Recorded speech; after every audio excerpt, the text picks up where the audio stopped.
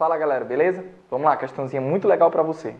Bem, a questão cita uma lâmpada que está no armário, que é ligada por um fio de ida e um fio de volta a uma bateria, onde essa pilha, essa bateria, ela tem força eletromotriz de 1,5 volts e uma corrente de curto-circuito, ele citou a corrente de curto-circuito, de 20 amperes. Você já fica desconfiado. A corrente de curto-circuito ela é teórica, então, para que ele citou a corrente de curto-circuito do gerador? Tudo bem? Beleza, fora isso, ele diz que essa lâmpada tem que valores nominais? A lâmpada ela é de 3 watts se ligada a uma tensão de 1 volt. Então, essa lâmpada, para que você quer os valores nominais dela se foi justamente a potência dissipada pela lâmpada que ele perguntou? Não é estranho? Como é que ele te fornece a potência dissipada da lâmpada e te pergunta a potência dissipada da lâmpada? É porque é o seguinte, galera. A lâmpada, você tem que perceber que ela está ligada a uma bateria que é de 1,5 volts. E essa lâmpada, ela é de 1 volt. Como assim? Essa lâmpada foi fabricada para ser ligada em 1 volt. E ela está ligada em 1,5. Ou seja, ela está ligada numa tensão maior do que o valor nominal. Então, ela tem que dissipar um valor de potência maior do que o normal. Então, ela não está dissipando a potência correta, porque ela está ligada de maneira errada. Outra coisa legal na questão, além da própria corrente de curto-circuito, além da ligação errada que ele fez, é o fato dele te dar esses 2 metros de fio de ida e de volta, que é a distância, né, da pilha ao armário onde a lâmpada está. Para que ele te deu esses 2 metros? Porque nessa questão, o que não é comum a nível de ensino médio, nós vamos ter que considerar a resistência da fiação. O que a gente sempre faz Sempre não, mas a maioria das vezes, o que a gente faz numa questão de vestibular? Despreza a resistência da fiação. Os fios são considerados ideais, eles não têm resistência. Só que dessa vez você não vai poder fazer isso. Ele não chegou a dizer isso na questão, ele não disse que a fiação era ideal. Sem falar que ele te deu o comprimento dos fios. Sem falar que ele te deu a resistividade do material que constitui os fios. Então, você já fica desconfiado e vai ter que utilizar a segunda lei de Ohm. Aí vamos lá. Se eu necessito calcular a potência dissipada pela lâmpada, então o primeiro passo era eu ir atrás da resistência dessa lâmpada. Então vamos usar os valores nominais para calcular essa resistência. Qual é a potência da lâmpada na teoria? Que o fabricante diz que ela vai dissipar? 3 watts. Então eu vou fazer P igual ao quadrado sobre R, com a potência de 3 watts e a tensão que ela é de 1 volt ao quadrado, eu consigo calcular a resistência. Qual é a resistência da lâmpada? 1/3 de ohm. Então, essa resistência aqui, ó, você já percebeu o grau de dificuldade da questão. Então, eu preciso economizar espaço. Então, a resistência da lâmpada, ó, nós já temos 1/3 de ohm. Beleza? Continua. Você vai tentando calcular o que dá aos poucos. Segundo passo, ele já tem a corrente de curto-circuito do gerador e ele também te forneceu a força eletromotriz do gerador. Então, qual é o seu segundo passo? É calcular a resistência interna desse gerador. Porque a resistência interna do gerador, ela vai ser uma das resistências do circuito que você vai montar. Então, era bom que você já tivesse essa resistência também. Então, vamos lá, calculando a resistência interna do gerador. Com quem? Com a corrente de curto-circuito. Com aquela expressãozinha que o seu professor, que nós falamos em sala de aula da corrente de curto-circuito, que ela é teórica. Corrente de curto-circuito, o que é? A máxima corrente elétrica que qualquer gerador consegue fornecer se ele fosse ligado a uma resistência nula. Mas isso não existe. Então, no máximo, a corrente seria a de curto-circuito, mas ela nunca consegue ser alcançada. A corrente de curto-circuito ela termina sendo epsilon sobre R. Que corrente é essa, Eduardo? 20 amperes, ele deu na questão. A força eletromotriz, 1,5 volts. Então, que resistência interna tem esse gerador? 1,5 por 20 vai dar 0,075 ohms. Show de bola. Então, essa resistência aqui, ó, a interna do gerador, nós também já temos. Beleza? Então, vamos lá. Quantas resistências tem o nosso circuito? 4, mas podemos transformar em 3, né?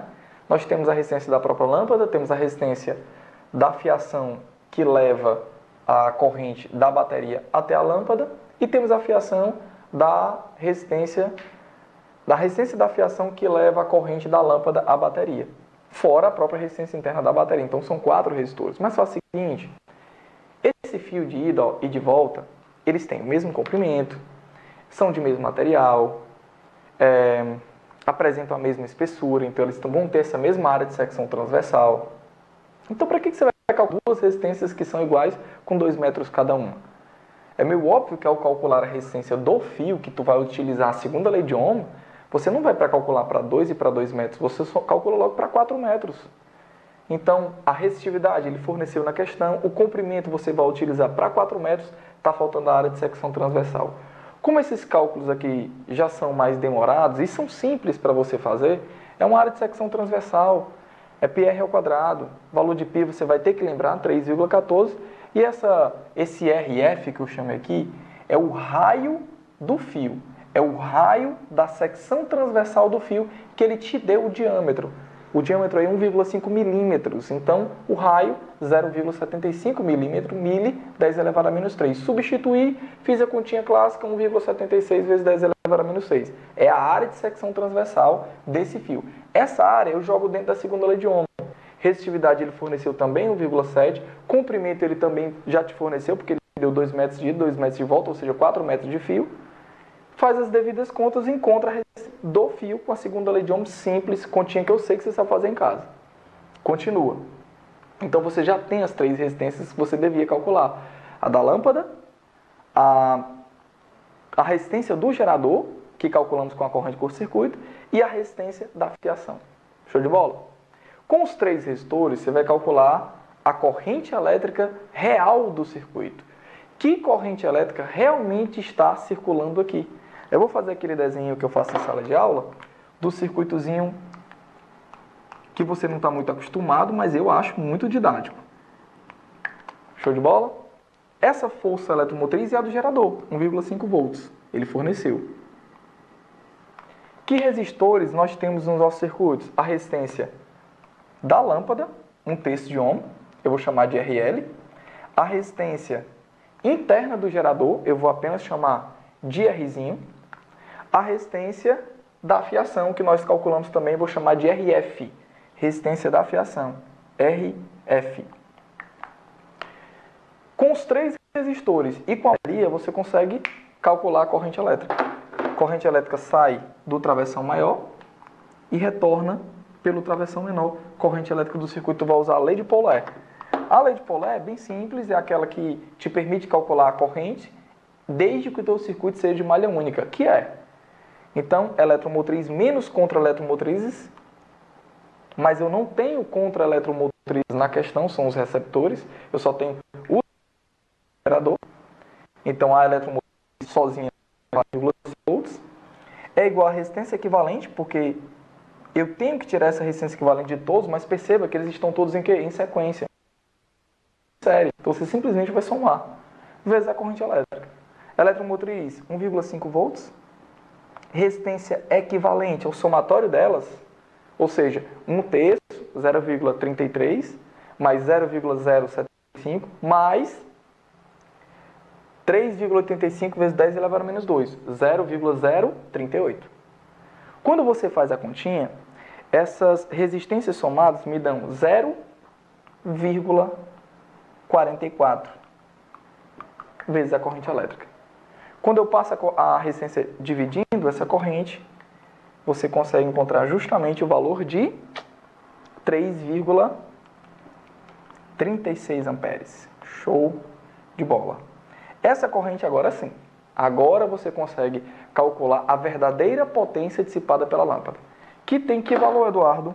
Vamos lá, calculando aqui, ó.